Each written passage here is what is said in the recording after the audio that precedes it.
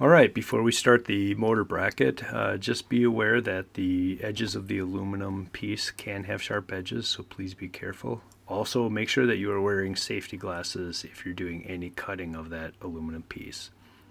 Alright, to start out, we're going to print out a template from our PDF of the bracket, and we're going to mark our first mark 2 inches from the left edge of the piece.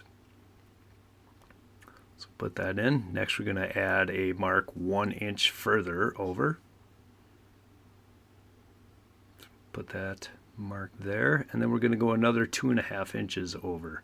So 2.5 inches will make our third and final mark. Alright, we should have about 1/2 inch. There might be more, that's okay. Now what we want to do is just mark out a small dot for where we're going to drill a hole. So you're trying to hit the center about 1/4 inch in from that last fold mark that you made, and you want to make a mark halfway across the width of the aluminum.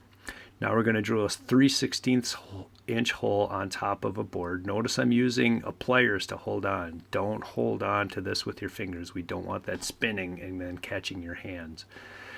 Now I'm just going to use a scissors. We'll cut this stuff and just kind of round off that corner so it's not so sharp. I'm going to use the template as a guide for bending the bracket. If you notice, I'm using the wood block, kind of letting that form the crease that we need for the bends.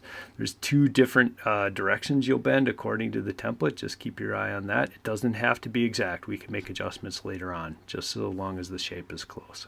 Good job. Now let's move on to the hull.